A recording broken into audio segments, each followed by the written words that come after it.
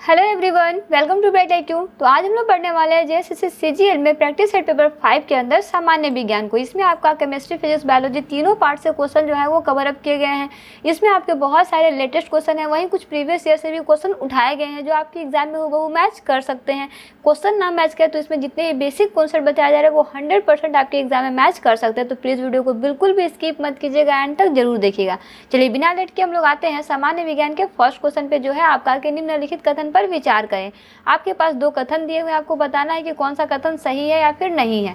चलिए हम लोग एक लाइन से समझते हैं। अगर पहला में आप देख सकते हैं कि यहाँ पे दिया हुआ है कि भू प्रवृत्ति में पाए जाने वाले सभी तत्व जीवों में भी मिलते हैं। जी हाँ, बिल्कुल मिलते हैं। वहीं जीव ऊतकों में मिलने वाले सभी कार्बनिक यौगिक को जैव अणु कहते हैं। जी हाँ, बिल्कुल कहते हैं। दैट मीन्स ऑप्शन ए और बी दोनों जो है आपका सही हो जाएगा। दैट मीन्स करेक्ट ऑप्शन इसका सी हो जाएगा ना। वही इसका नेक्स्ट क्वेश्चन दिया हुआ है कि निम्न कथन में से कौन सा जीवों में आनुवांशिक सूचनाओं का संवाहक होता है, बताइए। तो जी हाँ, इसमें आप याद रखिएगा कि अगर हम लोग इसमें बात करते हैं तो इसमें आपका समझने वाला बहुत इंपॉर्टेंट क्वेश्चन है ना, कि वो होता है आपका न्यूक्लिक अम्ल।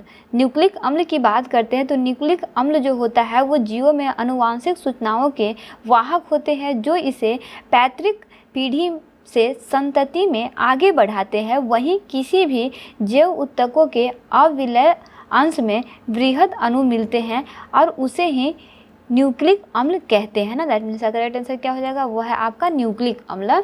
इसके साथ हम लोग नेक्स्ट क्वेश्चन देखते हैं, जो है आपका कि निम्न में से कौन सा जीवों में आनुवांशिक सूचनाओं का संवाहक होता है, बताइए। तो जी हाँ, माफ़ कीजिएगा, ये क्वेश्चन आपका वही क्वेश्चन ऊपर से लिखा गया, लेकिन इसमें आपका क्वेश्चन जो है वो होना चाहिए था कोशिका भित्ति के संबंध में निम्न में कथन पर विचार करें। यहाँ पे ये कथन क्वेश्चन जो है वो आपका गलत हो गया है ना।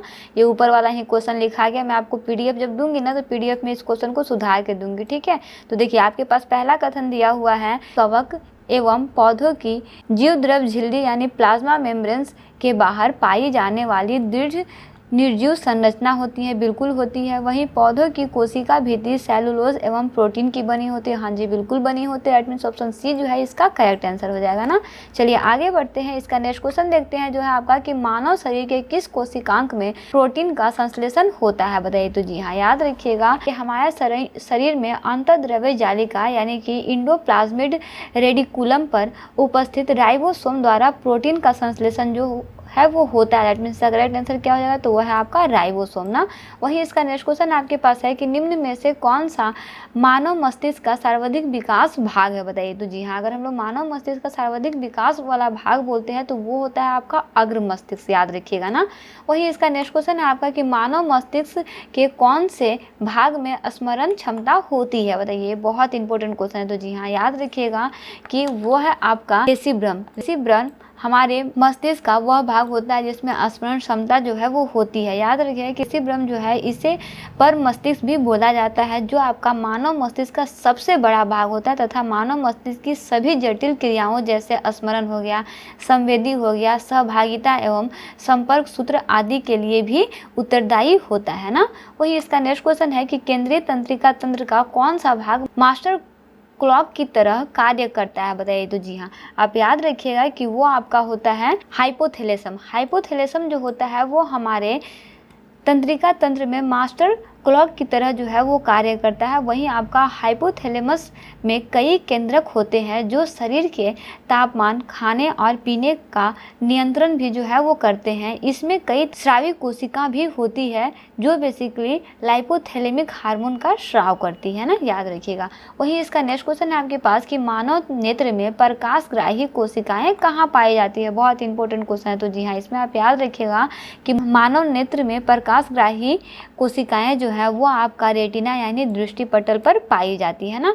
वहीं इसका नेक्स्ट क्वेश्चन है आपके पास कि निम्न में से कौन कार्बन का अप्रूप नहीं है, बताइए। तो जी हाँ, जो इसमें आपका कार्बन का अप्रूप नहीं है वो है आपका ऑक्सोकार्बन जो है वो आपका अप्रूप नहीं है। वहीं ऑक्सोकार्बन एक कार्बनिक यौगिक होता है जो केवल कार्बन और ऑक्सीजन से युक्त होता है, याद रखिएगा। दैट मीन्स इसका ऑप्शन सी जो है करेक्ट आंसर हो जाएगा, ऑक्सोकार्बन ना।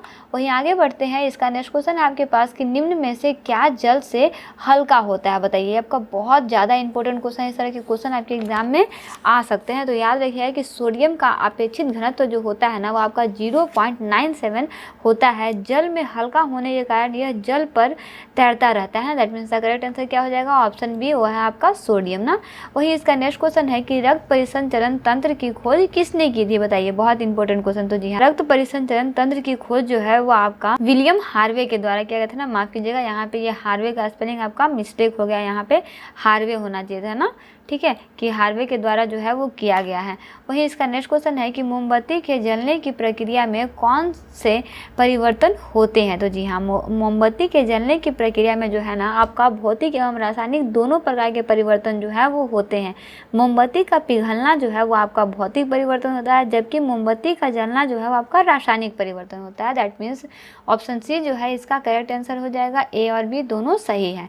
वही इसका नेक्स्ट क्वेश्चन है कि निम्नलिखित में से तापमान का एसआई मात्रक कौन सा है। तो देखिए, अगर हम लोग तापमान के एसआई मात्रक की बात करते हैं तो याद रखिए कि आपका फ़ारेनहाइट हो गया जिसे एफ से डिनोट करते हैं, केल्विन जिसे के से डिनोट करते हैं, और डिग्री सेल्सियस जिसे सी से डिनोट करते हैं। तीनों जो होता है ना वो आपका तापमान का मात्रक होता है। याद रखिएगा, इसमें आपका केल्विन जो है वो आपका तापमान का एसआई मात्रक होता है। क्या होता है, केल्विन होता है ना। That means the correct answer क्या हो जाएगा, तो जी हाँ वो है आपका ऑप्शन बी, केल्विन होता है। ठीक है, चलिए वहीं इसका नेक्स्ट क्वेश्चन हम लोग देखते हैं जो है आपका कि पश्चमाभि पेशियां यानी कि सिलेरी मसल्स के धीरे धीरे दुबले होने तथा क्रिस्टलीय लेंस के लचीलेपन में कमी आने के कारण कौन सा दृष्टि दोष उत्पन्न होता है। बताइए, बहुत इंपॉर्टेंट क्वेश्चन है। तो जी हाँ, इसमें आप याद रखिएगा इसके द्वारा जो है वो आपका जरा दृष्टि दोष जो है वो उत्पन्न होता है। ऑप्शन बी इसका करेक्ट आंसर हो जाएगा ना। वही इसका नेक्स्ट क्वेश्चन है आपके पास कि संचारण के संदर्भ में निम्न कथन पर विचार कीजिए। देखिए, संचारण के संदर्भ में दिया हुआ आपको बताना है। तो जी हाँ, अगर संचारण के संदर्भ में कहते हैं तो आप पहले देखिए कि दिया हुआ क्या है कि कुछ दिन वायु में खुले छोड़ देने पर सिल्वर पर पड़ने वाली काली परत सिल्वर स्लाइड के बनने के कारण होता है। तो जी हाँ, बिल्कुल होता है। वहीं वायु में खुले रखने पर कॉपर पर चढ़ने वाली हरी परत कॉपर कार्बोनेट से बनने के कारण होता है। तो हाँ जी, बिल्कुल होता है। दैट मीन्स इसका ऑप्शन सी जो है इसका करेक्ट आंसर हो जाएगा। 1 और 2 दोनों कथन जो है आपके सही हैं। वहीं इसका नेक्स्ट क्वेश्चन है कि प्रकाश यदि किसी प्रिज्म से होकर गुजरता है तो कौन सा रंग सबसे अधिक विक्षेपित यानी मुड़ता है। बताइए, तो जी हाँ, याद रखिएगा कि इसमें आपका क्या होता है कि प्रकाश यदि किसी प्रिज्म से होकर गुजरता है तो सबसे ज़्यादा विक्षेपित यानी मुड़ता जो रंग है वो है आपका बैंगनी रंग। याद रखिएगा। ठीक है, इसका करेक्ट आंसर क्या हो जाएगा, तो है आपका ऑप्शन है। वहीं याद रखिएगा इसमें कि आपका लाल रंग जो होता है ना, लाल रंग जो है वो आपका सबसे कम विक्षेपित होता है। सबसे ज़्यादा कौन सा होता है, बैंगनी रंग होता है। सबसे कम कौन सा होता है, तो वह आपका लाल रंग होता है ना। चलिए आगे बढ़ते हैं। इसका नेक्स्ट क्वेश्चन है आपके पास कि रासायनिक अभिक्रिया के संदर्भ में निम्नलिखित कथन पर विचार कीजिए। पहला आपके पास है कि रासायनिक अभिक्रिया के समय किसी एक तत्व का परमाणु दूसरे तत्व के परमाणु में नहीं बदलता। बिल्कुल सही बात है। वहीं नेक्स्ट आपके पास कि किसी रासायनिक अभिक्रिया में परमाणुओं के आपसी आबंध के टूटने एवं जुड़ने से नए पदार्थों का निर्माण होता है। तो बिल्कुल होता है। दैट मीन्स इसका ऑप्शन सी जो है करेक्ट आंसर हो जाएगा। 1 और 2 दोनों कथन जो है वो आपके सही दिए हुए हैं ना। चलिए वहीं आगे बढ़ते हैं। इसका नेक्स्ट क्वेश्चन देखते हैं जो है आपका कि तारों का टिमटिमाना प्रकाश की किस घटना के कारण होता है। बताइए, तो जी हाँ, याद रखिएगा कि वायुमंडलीय अपवर्तन के कारण जो होता है ना वो आपका तारे टिमटिमाते हुए प्रतीत होते हैं। और इसमें एक चीज़ आप और याद रखिएगा कि पृथ्वी के वायुमंडल में प्रवेश करने के पश्चात पृथ्वी के पृष्ठ पर पहुंचने तक तारों का प्रकाश जो है वह आपका निरंतर अपवर्तित होते रहता है। दैट मीन्स करेक्ट आंसर क्या हो जाएगा, तो वह है आपका प्रकाश का अपवर्तन। ऑप्शन बी इसका करेक्ट आंसर हो जाएगा। ठीक है, चलिए आगे बढ़ते हैं। इसका नेक्स्ट क्वेश्चन है आपके पास कि प्रकाश के क्वांटम सिद्धांत के अनुसार प्रकाश की प्राकृतिक होती है। बताइए क्या होती है। तो जी हाँ, सिद्धांत के अनुसार जो है वो आपका ना तो कण के समान और ना ही तरंग के समान होती है ना। प्रकाश का क्वांटम सिद्धांत क्या बोलता है कि ना तो ये आपका कण के समान होता है और ना ही आपका तरंग के समान होता है ना। वही इसका नेक्स्ट और इस पार्ट का लास्ट क्वेश्चन है कि आपतन कोण परावर्तन कोण के बराबर होता है एवं आपतित किरण दर्पण के आपतन बिंदु पर अभिलंब तथा परावर्तित किरण सभी एक ही तल में होते हैं। उपयुक्त विवरण प्रकाश के किस नियम या घटना से संबंधित है। बताइए, तो जी हाँ, इसमें अगर हम लोग घटना या फिर नियम की बात करते हैं तो इसमें आप एक चीज़ याद रखिएगा जो आपके लिए बहुत महत्वपूर्ण है कि प्रकाश के परावर्तन के नियम के अनुसार जो है वो आपके दो चीज़ होते हैं। पहला है कि आपतन कोण परावर्तन कोण के बराबर होता है। दूसरा आपका क्या होता है कि आपतित किरण दर्पण के आपतन बिंदु पर अभिलंब तथा परावर्तित किरण सभी एक ही तल में होते हैं। साथ ही साथ परावर्तन के ये नियम गोलीय पृष्ठों सहित सभी प्रकार के परावर्तक पृष्ठों के लिए लागू होते हैं। वहीं उच्च कोटि की पॉलिश किया हुआ दर्पण अपने पर मुड़ने वाले अधिकांश प्रकाश को परिवर्तित कर देते हैं। दैट मीन्स इसका करेक्ट आंसर क्या हो जाएगा? तो जी हाँ, वो है आपका प्रकाश का परावर्तन से ना। तो चलिए, इस तरह से बेसिकली हम लोग सामान्य विज्ञान के अंदर सारे 20 क्वेश्चन को सॉल्व कर चुके हैं। इसमें आपका केमिस्ट्री बायोलॉजी तीनों पार्ट से क्वेश्चन को जो है वो कवर अप किया गया है। सारे क्वेश्चन आपके एग्जाम पॉइंट ऑफ व्यू से बहुत ही इंपॉर्टेंट है। ये सारे का पीडीएफ जो है वो आपका टेलीग्राम चैनल पे अपलोड हो रहा है। वहाँ जाके आप संपूर्ण पीडीएफ को अच्छे से डाउनलोड करके स्टडी कर सकते हैं। सारे पीडीएफ को डाउनलोड करते रहिए, जितना जल्दी हो सके उतना जल्दी टेलीग्राम चैनल पे ज्वाइन करने का कोशिश कीजिए और सारे वीडियो को अच्छे से वॉच करते रहिए। क्वेश्चन में कोई भी प्रॉब्लम हो, कोई और रिलेवेंट कंटेंट चाहिए तो प्लीज़ किसी भी चीज़ के लिए कमेंट बॉक्स में कमेंट जरूर कीजिएगा। चलिए, मिलते हैं नेक्स्ट वीडियो में एक इंपॉर्टेंट पार्ट, एक इंपॉर्टेंट टॉपिक के साथ। Thanks for watching, like and subscribe bright IQ।